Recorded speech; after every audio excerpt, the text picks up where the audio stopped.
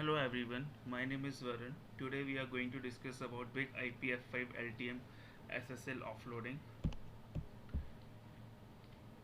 So let's have some introduction to SSL. So what SSL is, SSL stands for Secure Socket Layer, and it is a standard technology for keeping an internet connection secure and safeguarding any sensitive data that is being sent between two systems.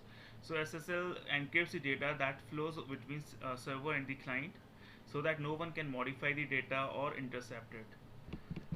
So if we talk about HTTPS, that is Hypertext Transport Protocol Secure, it is an application specific implementation that is combination of Hypertext Transfer Protocol, that is HTTP, with SSL. So HTTPS is used to provide encrypted communication and secure identification of servers so that no middleman can intercept the data easily. So HTTP is plain text, whereas HTTPS is a secure encrypted data, and which is encrypted using the SSL or TLS. Now, if we talk about SSL processing, by F5, SSL process the data, like F5 process the SSL data either as SSL pass through, in which F5 only load balance at the TCP level and SSL end on server. So in SSL pass through mode, the F5 will only load balance the data. It will not terminate the SSL connection. So it only works as a layer 4 load balancer, which does the load balancing based on the TCP. So as with SSL pass through, there will be no termination of the SSL connection on the F5. So there is no need to add any client SSL or server SSL profile in virtual server. And the demerit of SSL pass through is you cannot optimize the layer 7 traffic, as the traffic will be passing through F5 as encrypted traffic, which will not be decrypted at the F5 level. So cookie persistence can also not be used. Whereas there is a second method, that is SSL offloading. So with SSL offloading, the all these traffic, like what SSL offloading does is it offloads the server from decrypting the SSL traffic. Means it offloads the server load of decrypting SSL traffic. All the SSL traffic is decrypted at the F5 level, and the communication between the F5 and the server is clear text, whereas the communication between the client and the F5 is encrypted. So traffic between client and F5 is encrypted. Clear text traffic between F5 and the backend server. Only client SSL profile is needed. There is no need of the server SSL profile, because the communication between the F5 and the server will be in clear text. Using this SSL offloading, you can optimize layer 7 traffic and use cookie persistence. And it also provides centralized management of the certificates. So as certificates are used for the encryption in SSL, so with SSL offloading, there is no need of SSL termination on the server. So all the server will terminate on the F5, and it will be centrally managing all the certificates. The third one is SSL bridging. In this case, there will be two sessions. There will be one SSL session between client and the F5, and other between the F5 and the server. So traffic between client and the F5 is encrypted, whereas traffic between F5 and the server is also encrypted. There is two separate SSL session for these encryption. Client SSL and server SSL profile are needed. So in this case, we need both client SSL as well as the server SSL profile. And in this case as well, we can do layer 7 optimization and can use cookie persistence. So today in our lab, this is our lab environment in which we will be doing the practical. So we have a workstation which is connecting to the big IP. Then big IP connects to backend server.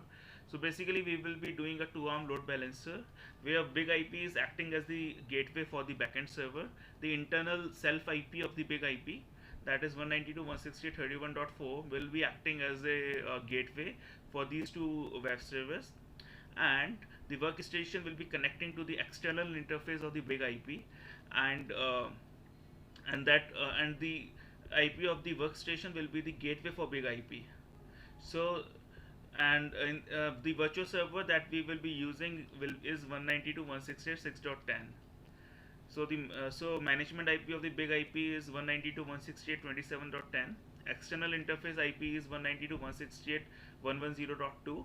Internal interface IP is 192.168.31.4, and the gateway would be towards the client, that is 192.168.110.1. We have to add a static route on the workstation for this particular subnet, that is 192.168.6.0 with the next hop of 192.168.110.2, and the gateway for the backend server will be 192.168.31.4. So this is the lab environment that we will be using today for our demonstration. So, so let me first log into the big IP.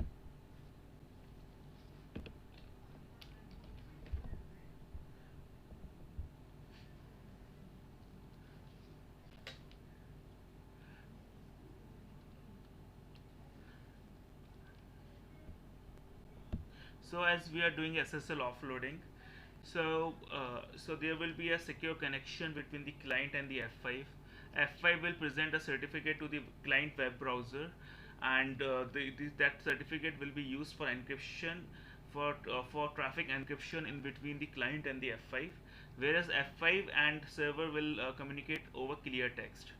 So first of all, in order to do a SSL offloading, we have to define a certificate on the F5 that will be presented to the client. So in order to do it, you have to first go to the system, and here you will find an option for certificate management. So you are prompted with a couple of options. So we will be using traffic certificate management. Now SSL certificate list. So once we go over here, these are the certificate which are already there. So we have two options. Either we can use the certificate provided by some authorized CA authority, or we can use the self-signed certificate. So in our case, we will be using a self-signed certificate. So in order to generate it, we have to go to the create, and we can name it as a web server certificate, and the common name that we will be using is stats.local. And the RSA we will be using bits of 2048. So this is the mandatory information that needs to be provided in order to create a certificate. So again, this is a self-signed certificate. If you have a certificate from a CA authority, you can. Okay, so this certificate is already there. So if we go to the certificate list,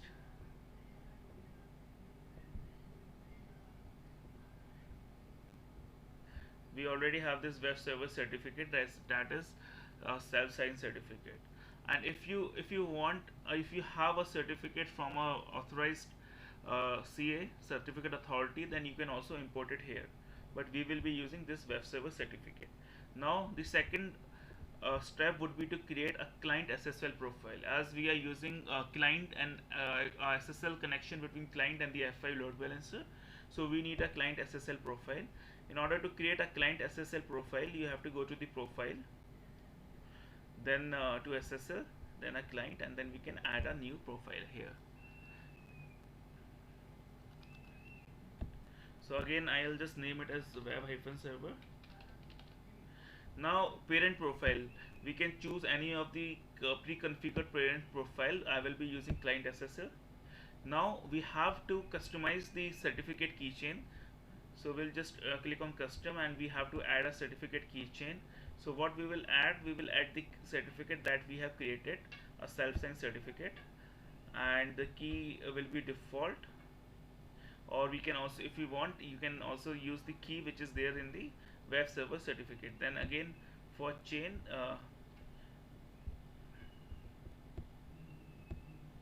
you can again use web server. So I'll just add it. So this certificate is added to this client SSL profile. Rest will leave it as the as default.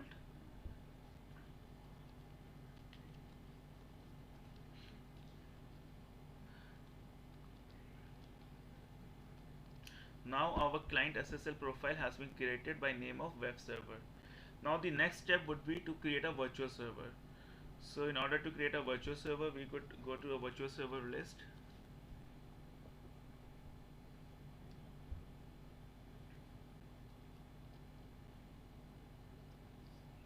Just add a hit on create. So as we discussed, we will be using a virtual server IP of 192.168.6.10.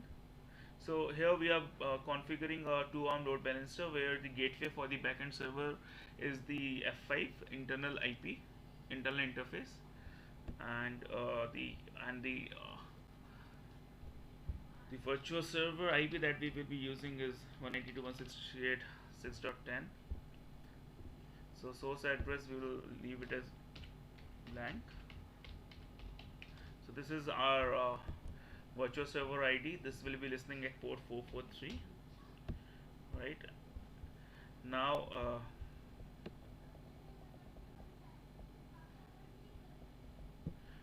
we have to use a client SSL profile here, and we'll just add the profile that we have created now.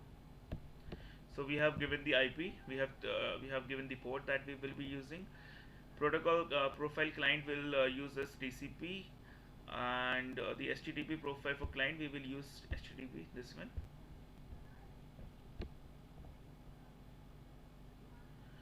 Now pool, we already have a pool configured by name of web server, so we'll just add that pool here.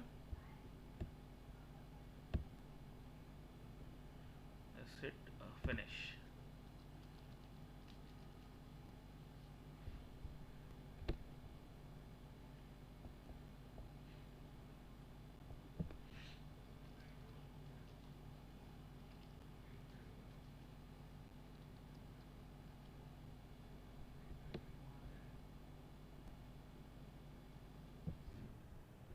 Okay, we'll just rename it as, just go test, as the on our virtual server by name of web server is already there. So again we'll just hit finish.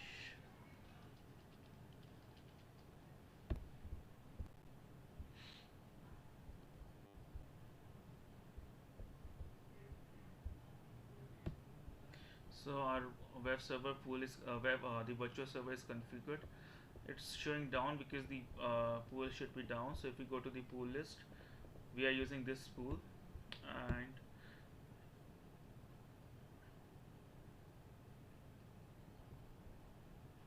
and if we go to this pool, it is there is only one member in this pool as of now, that is 192.168.31.5, and it is monitoring that member on at port 80. So if the member seems to be down, that is why pool is showing as down. So let's go to our workstation, and this VM is down, that is why the pool is showing as down. So I'll just power it on.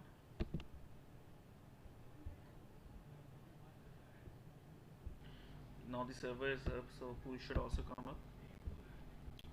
So if we go to the pool again, so now pool is up. So if we go back to the virtual server is also up. So what we have done till now, first we have created a certificate, self-signed certificate. Then we created a client SSL profile for encryption between the client and the F5, and we use the self-signed certificate that we created under that client SSL profile. Then we created a virtual server with an IP of 192.168.6.10, and that is listening at port 443, and we have associated that client SSL profile to this particular web server. So if we will access this virtual server now, let's see what will happen.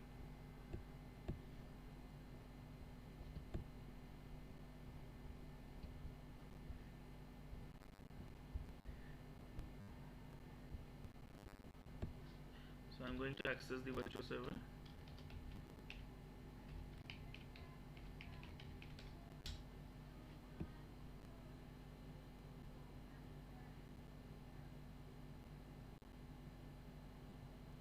So now we have been presented with a certificate, and we are getting a security risk here because we are using self-signed certificate that is not trusted by the client browser. So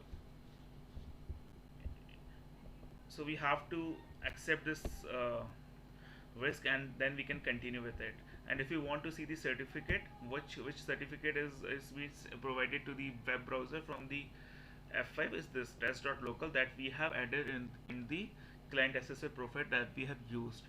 So now our system, like our client has made a SSL session with the F5 server, and F5 has presented this certificate, and as this is not trusted, we are getting this warning, so we have to accept the risk and continue. So now we are connected to a server. So just to see, how the communication happens in between the client and server, client and F5, and then F5 and server, we can do a packet capture, or we can do a TCP dump packet capture on the F5. So let me just quickly do a putty to the F5.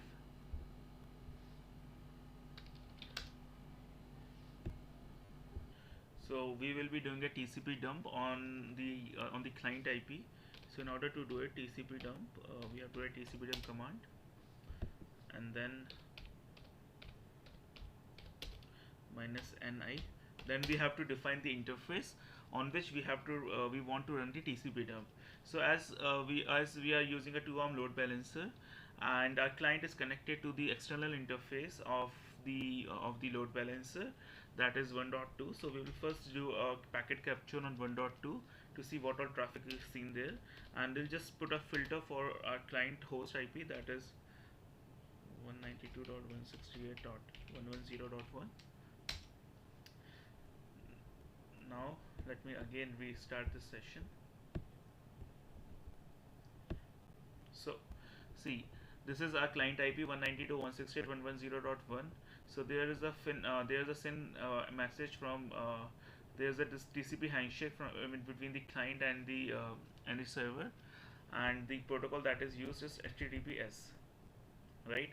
And if we want to see the communication in between the F5 and the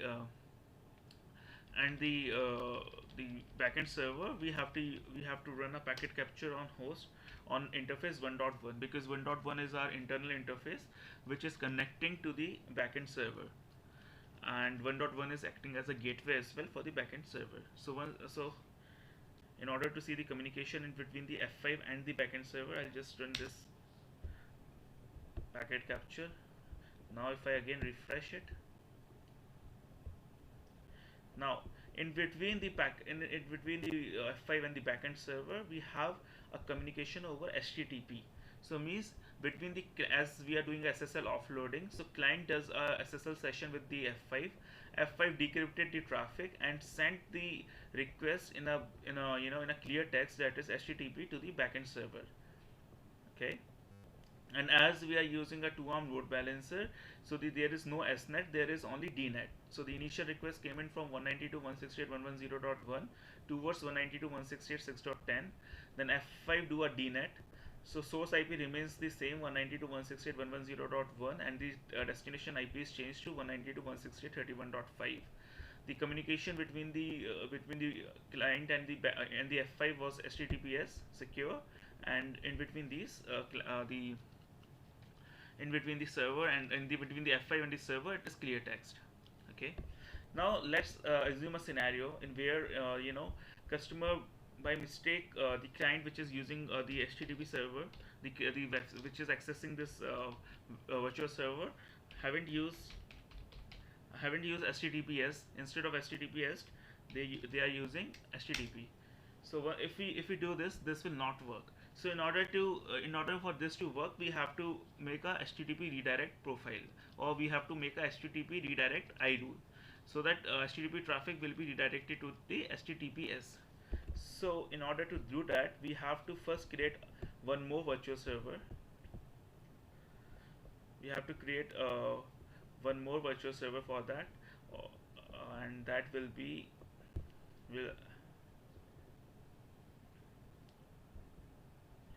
so we have to first create one more virtual server that will be listening on port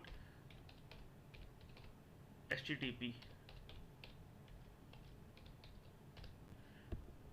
and we'll leave it as standard, and the destination address, the virtual server IP, will remain the same as the HTTPS server, that is 6.10.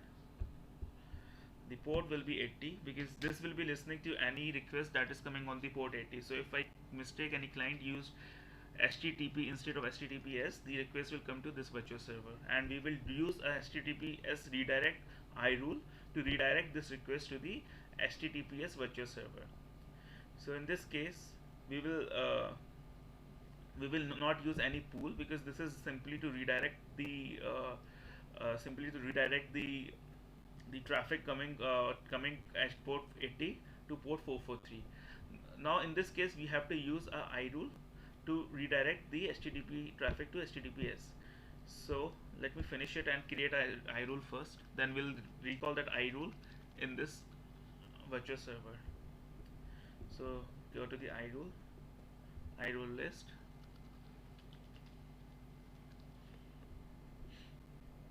We will create a HTTPS redirect iRule.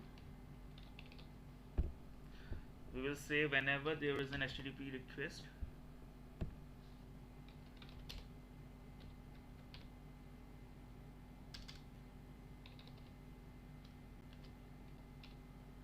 whenever there is HTTP request,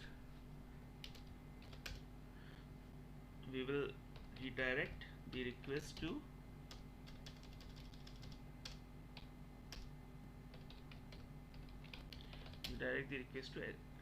HTTPS. So we'll just write HTTPS, and the host IP will be taken from the HTTP header only. So we'll just write HTTP underscore host, and for URI we'll take the URI from the HTTP request header itself. So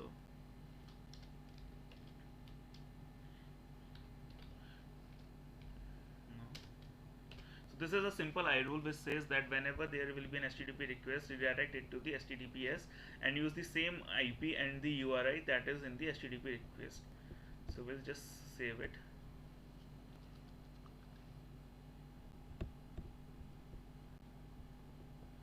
Okay, HTTP redirect already exists, so I'll just write it test. Okay.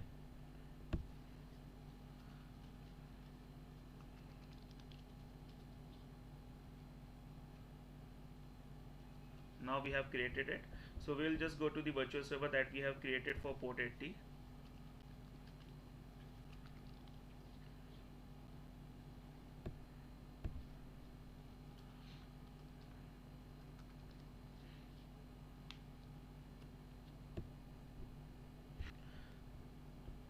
So this virtual server we have created on the same virtual server IP, but it will be listening on port 80 instead of 443. If we go to the resources, we are not using any default pool because this virtual server is only to redirect the request to HTTPS. So we'll just add the iRule that we have created for HTTP redirect. Just finish it.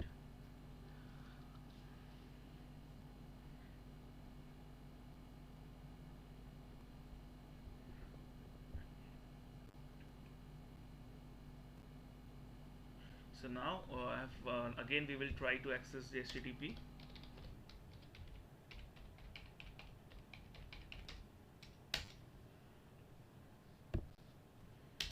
Okay, it's not working. Let me go and check the iRule.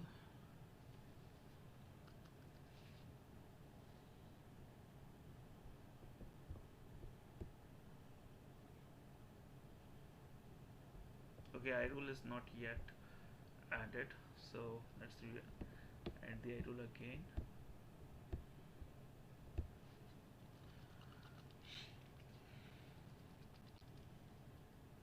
Okay, so there is no HTTP profile added on this. So in order to add any iRule, we have to first add a HTTP profile to the virtual server. So we'll just do that.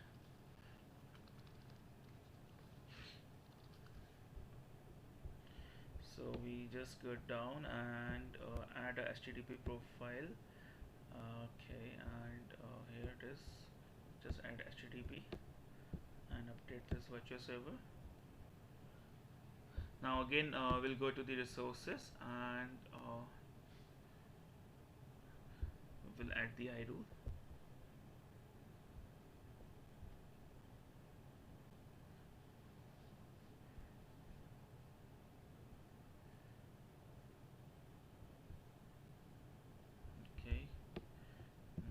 This is the iRule that we have created.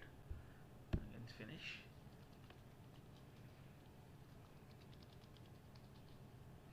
So now the iRule has been added. So again, try to access the same HTTP page. Okay. There seems to be some issue here.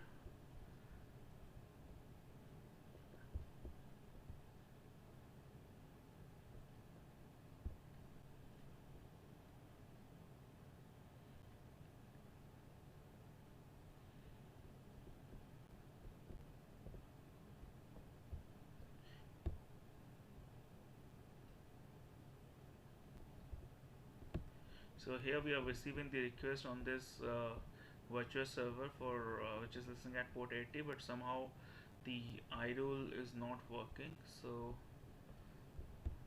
let's go to the iRule again.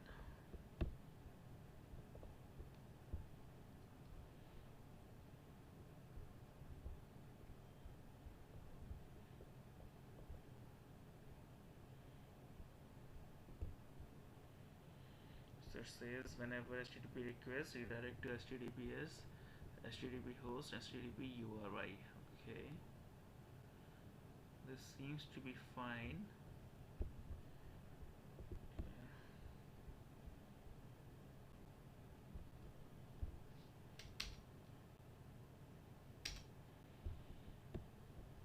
Okay, so,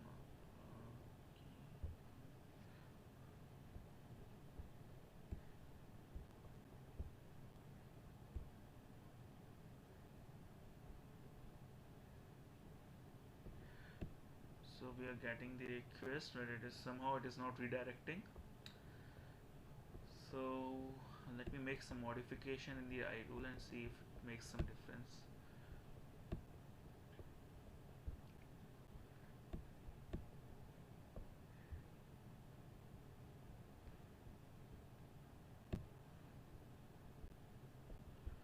Let me simply keep it as HTTP host because we are not using any URI. So I'll just keep it as HTTP host and let me try it again.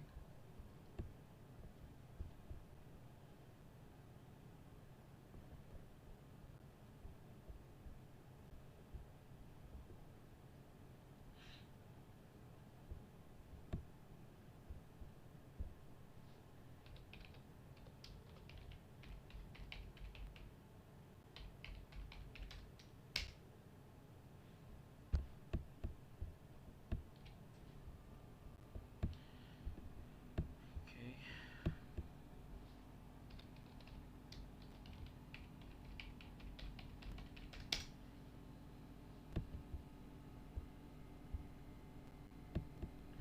Let me clear the cache of my browser. There seems to be some issue with the browser itself.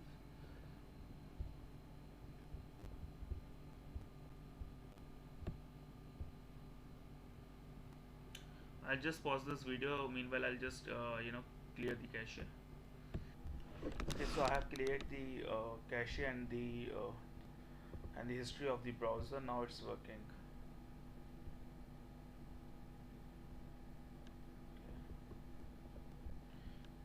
So now if we access the HTTP page,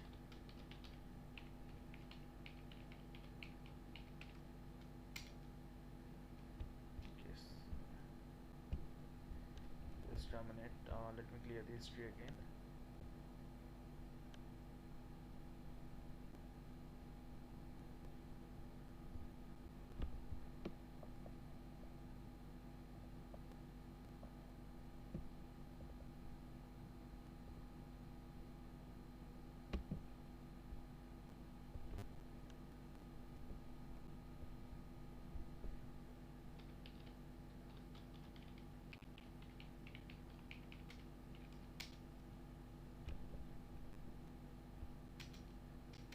Okay.